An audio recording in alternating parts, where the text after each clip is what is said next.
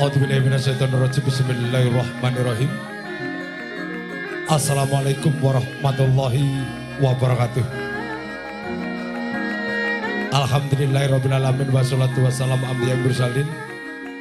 Asyhadu an la ilaha illallah wa asyhadu anna Muhammadan abduhu wa rasuluh. Allahumma sholli ala sayyidina Muhammad wa ala ali sayyidina Muhammad amma ba'd. Nuwun kawula nuwun kejedepan teman-temanipun para pinisepuh, para sesepuh sesepuh ingkang gumestuti dhumateng poyan ingkang teman, para pangemban miwah batin praja satereng garing ingkang mantes pinundi sasunudarsono, para alim, para ulama ingkang rinten dalu tansah sumanding kitab suci wahyuning ilahi ingkang monggo dados panuntun kiblat manembah.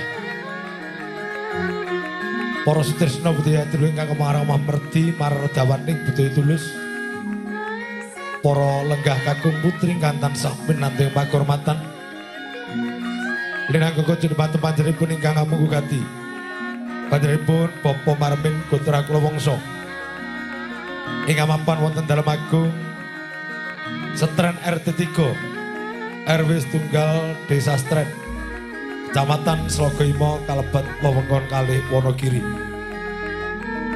Ingkang ari kalenggan siap riji keparengaden ati cara wal matul urus dawuhipun putra penganten. Niki kusumaning ayu Erlita Rosianawati.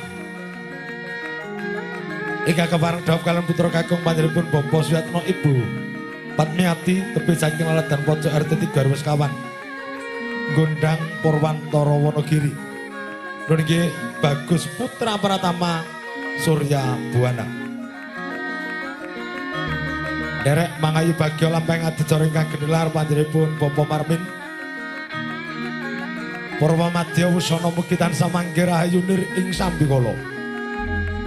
Pikantuk donga pangestu saking para pinisepuh, para sepuh saha para tamu. Lampahing adicara mugi wiwitan tengahan ngantos pungkasan. Sedaya tansah manggih kawilujengan satemah putra penganten anggenipun kemareng lumban wonten baitan ing Bebrén Agung.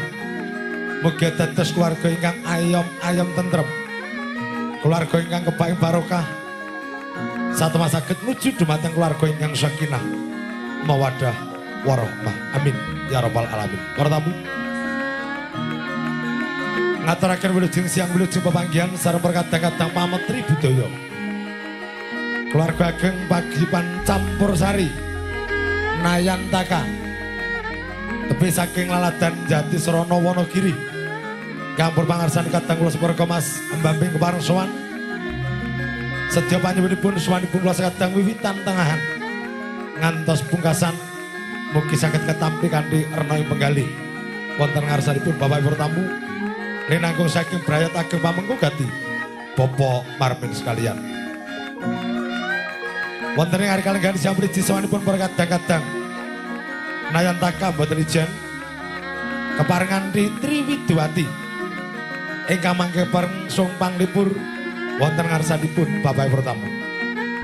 Kepareng kawula tepangaken setunggal muga sawit Widiwati ingkang sowan kawitan saking sisih tengen kiambak gawan kotak saking keluarga ageng Nayantaka. Ya Mbak Anik ini tak suruh jumeneng.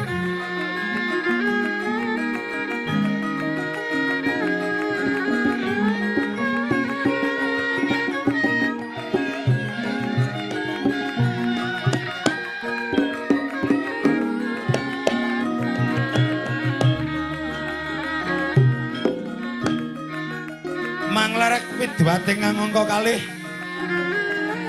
Widiwati kang sampun kondhang kaloka donya ngantos benjang wonten ing delahan.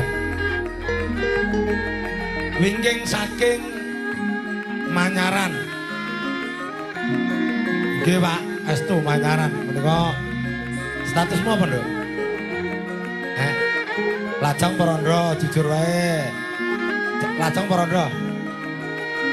Udah loro-lorone. Oh iya, udah punya suami. Alhamdulillah. Yo, Deka tak suwun jumeneng.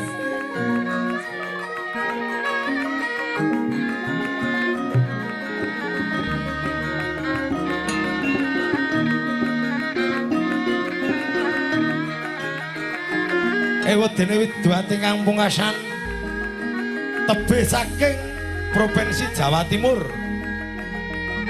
Peneripun saking Tulungagung. Cedhak guyangan. Ora, nek karo guyangan atau ora? Tebih. Guyangan iki nggon anu ya, Nduk. Nggon pakan manuk ya. Heeh. Nah, oh manuke sing ngetipung kae ya. Tegese ora manuke kae lho. Yo aja pikiran negatif. Ya Mbak Lia tak suwun jumeneng. Ugi nderek tepang Gladhiwanuh kula kiambak mongko kusir kendali saking kadang-kadang Nayantaka. Wingking saking Bumi Intan Pari Karanganyar. Muhammad Kimpul Abdullah. Siapa Mas? Ora patek krungu. Ora patek krungu. Sapa? Piye? Muhammad sapa? Muhammad Kimpul Abdullah.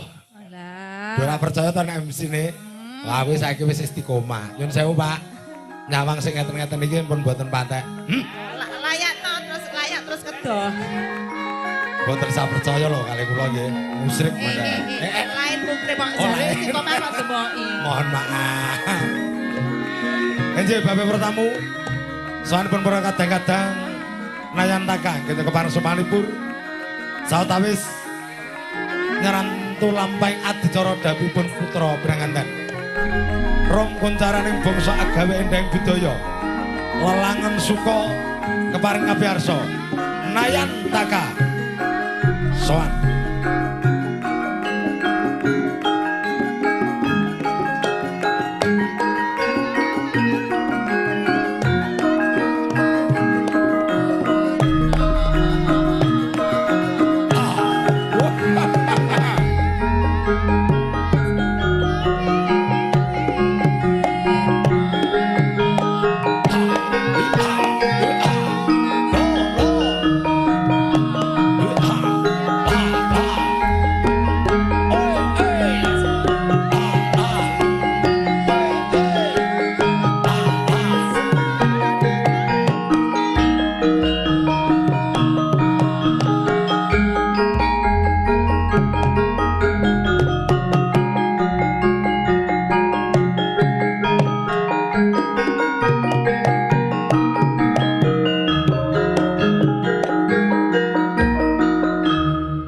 Salam mambuka lumantar kadang-kadang Widwati katur bapak para tamu wilujeng lelenggan kanthi marti kalih.